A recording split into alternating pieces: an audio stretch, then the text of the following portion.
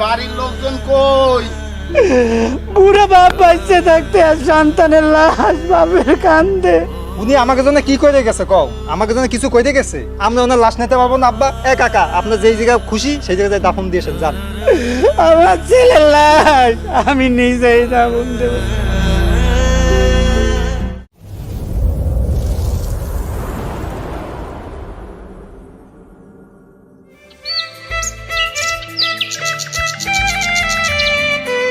আব্বা ভাই এটা কোনো কাম করলো? কে হে আবার কি আছে? এই যে মোর আইফোন 15 পাঠাইছে, কি আইফোন 15 এর যুগ এনে? এখন তো আইফোন 16 প্রো ম্যাক্স এর যুগ। আমার এই আইফোন 16 প্রো ম্যাক্স লাগবো। ভাইয়ে কি কোনো কাজ করলো কোন? ওই গাড়ি কি চালান যায়? ওই বটবটি গাড়ি চালাইলে মানুষজন খারাপ করে। বাইরে তাড়াতাড়ি ফোন দিয়ে টাকা পাঠাইতে কর, ভালো একটা গাড়ি কেনা লাগবে। ওরে বাবা, তোরা আছে ফোন লইয়া আর গাড়ি লইয়া। গত মাসে পোলাটাই আমার বাড়ি এসে কইছে, আব্বা আমার বই একজন বেতারে, আমি ভালো একটা ডাক্তার দেখাইতে পারি না, খালি এই ঘর বাড়ির এই চিন্তায়। ওরা চলে গেছে, কিন্তু তুই খালি গাড়ি গাড়ি। আরে বাবা, টাকাই তো সুখ, টাকা না থাকলে জীবনে কোনো দাম নাই, বোঝেন না? হ্যাঁ, বাইরে তাড়াতাড়ি টাকা পাঠাইতে আমাকে কর। ফোন লাগবে। অত কিছু বুঝি না, টাকা তো পাঠাইতে কর। চল তো, হ্যাঁ চলো। যত সব আইছে। আমার পোলাটা তো টায়ার মেশিন, তোমাকে খালি টাকা পাঠাও, আর কোনো কাম নাই। বিদেশে গেছে খালি টাকা ইনকাম করার জন্য, আর শরীরের দিকে একটু তাকায় না। আমি বাপ বুঝি আমার সন্তানের ব্যথা। তোরা যেদিন বাপ হবি ওই দিন বুঝবি।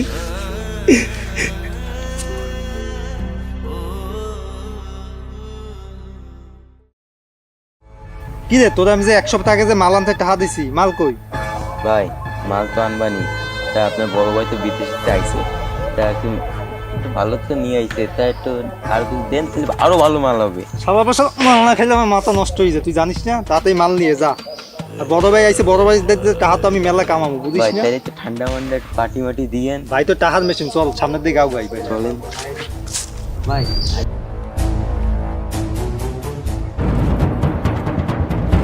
আরে সাগর, তুই এনি বাঁশবাগানের ভিতর দাঁড়া রেছিস কেন? আরে শিয়াবের সাথে কেন? তুই শিয়াব ছেলেটা তো ভালো না তো। তা থাকবো না, পকেটে কি টাকা পয়সা আছে নাকি? আর তুমি এই কতদিন হয়েছে এই যে বাড়ি আইছো? তো এরকম যদি বাড়ি যদি পড়ে থাও তাহলে কি হবে? সংসার চলবে ক? আর আমাকে কি সকাল রাত নাই? আইসে বাড়ি থাও এতদিন। ভাই আমি আইছি বিদেশ থেকে, কিছুদিন বেড়াবো, বাড়ি থাকবো, তোদের সাথে ঘুরবো ফিরবো, তো আমার সময় হলেই তো আমি চলে যাবো। সাগর আব্বা, তুই আমার পোলাটার লোক ইরম ব্যবহার ওটা। ও আইছে অনেকদিন পরে, ও কালকে রাত্রে করছিল, আব্বা আমার বই খুব ব্যথা করতেছে। আমি কইছি, বাবা তুই একটা ডাক্তার দেয়া ভালো, তা তুই আমার পোলাটার লোক এই ব্যবহার করতেছে না। ওর সময় হইলে ও ঠিকই চলে দেবে। খালি নিজেকে সুখ দেন না, আমাকে কি সকাল রাত নাই? হ্যাঁ, একটা গাড়ি কিনবো, সে কতদিন ধরে চিন্তা করতে চাই গাড়ি কিনবো, যত সব। জান তো সামনে যান। বাবা রে, তোরে কইছিলাম যা করবি ব্যাডবি চিন্তা কর, আর তুই এই ভাইগুলো এনে সব লেখিয়ে দিতেছ।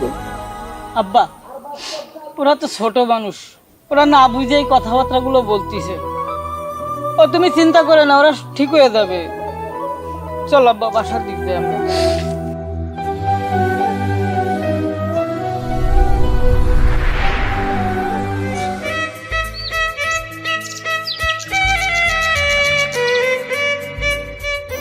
ভাই খারাপ ভালোই তো মোছে মাছে আসো। ওলা দেখলাম বিদেশে তো বস্তা করে টাকা লই আইছে, এইটা দিতে তো ভালোই, তো বাজার আরো বড় বড় মাছ, গরুর গোস্ত, চাল বস্তা করে। মোবাইল থেকে কিছু সাহায্য করা যায় না? শোনো ভাই, তোমরা যেটা ভাবছো সেটা না। আমার পোলা বিদেশ যাইছে ঠিকই, কিন্তু তোমরা যেটা ভাবতেছো ওটা না। প্রবাস জীবন যে কত কষ্টের আমি বাপ জানি, কারণ আমার পোলা তো আমার সাথেই সব কথা শেয়ার করে। আচ্ছা ভাই যাই। হ্যাঁ, আমার আবার পরের সুখ কিন্তু ভালোভাবে হয় না, বুঝছো? এটা মনে রাখিও সাহেব আলী ভাই।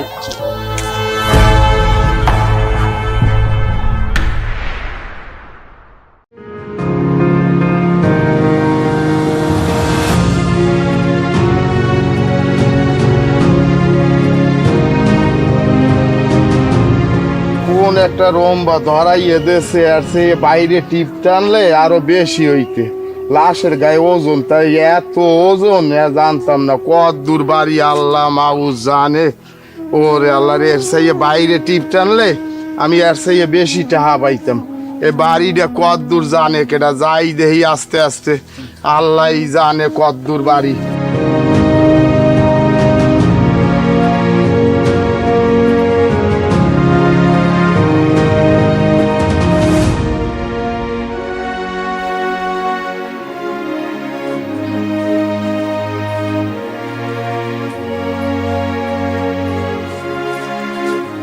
বাড়ির লোকজন কই তোমাকে লাশ নিয়ে আইছি জলদি আও এই টিপ নামাই দিয়ে আবার টিপ টানতে যামু এ কই জলদি আও এ পোলা পানে দেই লাশের পাশে দে সর দেই এ বাড়ির লোক কই এ জলদি আও এ তোমাকে লাশ নিয়ে যাও আরে কি হয়েছে এত সারের মধ্যে চিল্লো কি হয়েছে? আরে ভাই চিল্লে মনে তো হরমুখী আইছি কত দূর দিয়া এই লাশ নিয়ে আইছি আর এই লাশ নামাও আমরা চলে যাই ভাড়ার টাকা দাও আব্বা এদিকে দাও দাও কি আছে দাও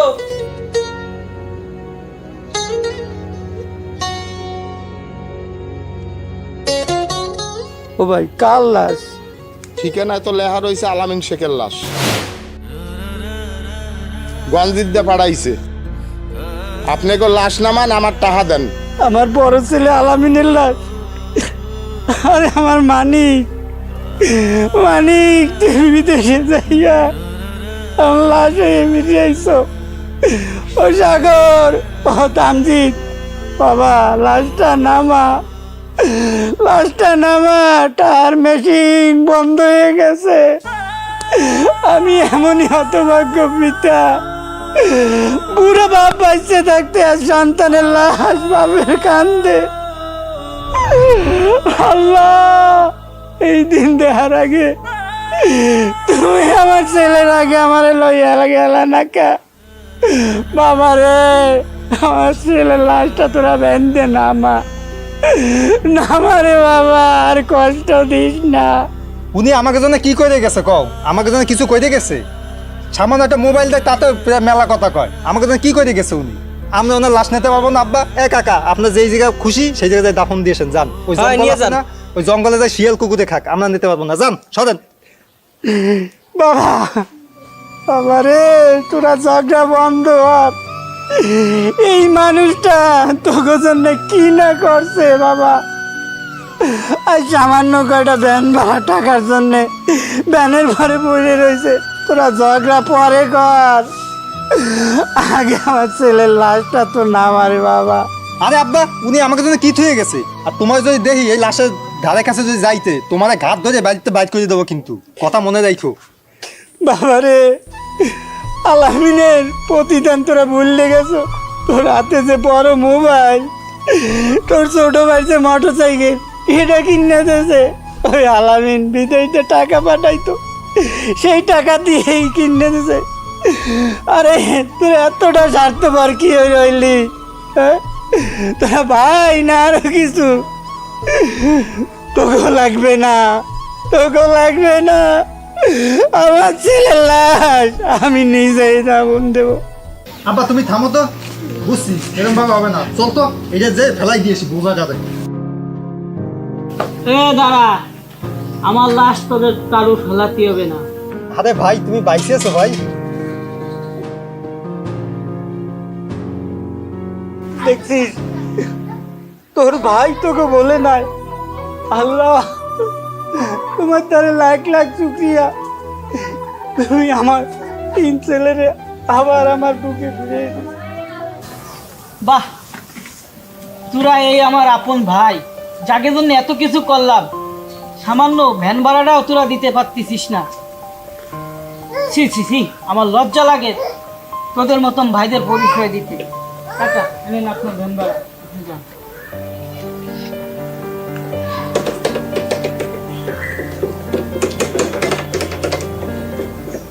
আজ তোদের জন্য আমি প্রবাসে গেছি, তোদের মুখের দিকে তাকায়ে আমি বিয়ে পর্যন্ত করি নাই।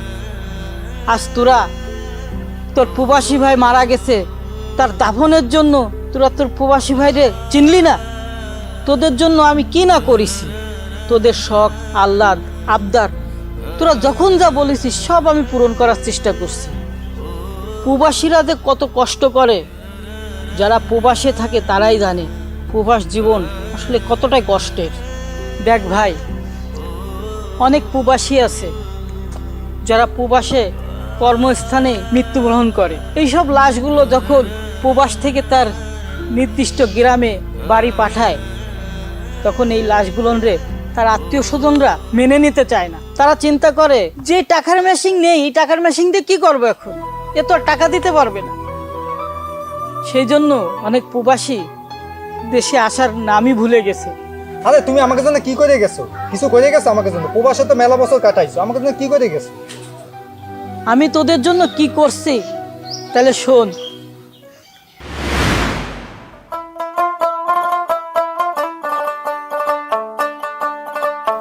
আব্বা, আমি প্রবাসে গেছি কাজ করার জন্য, টাকা ইনকাম করার জন্য।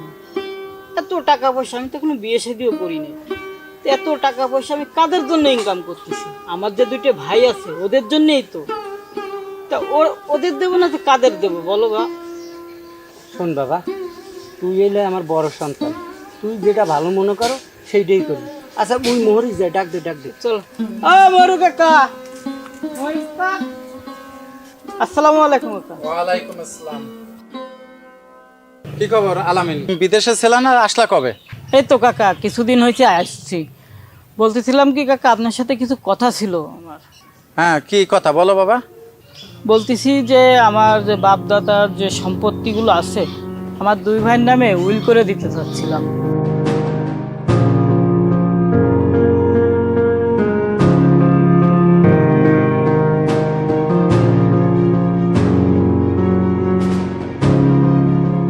তাহলে অফিসে যাচ্ছি আমি, তোমরা কাগজপত্র নিয়ে অফিসে আসো। আচ্ছা।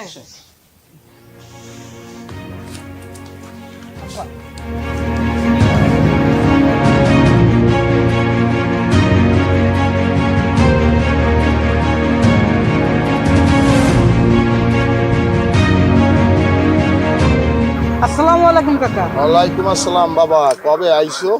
কাকা এই তো কিছুদিন হইতে আইছি, আবার চলেও যাব। তা আপনার সাথে একটা কথা ছিল। বলো বাবা। তাহলে শোনেন কাকা।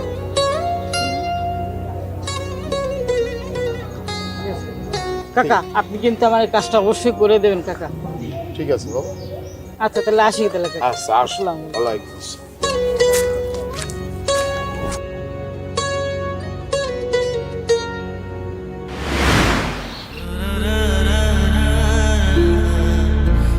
ভাই আমাকে ভুল হয়ে গেছে ভাই, আমার ভাই তোমাদের মাপ চাই ভাই।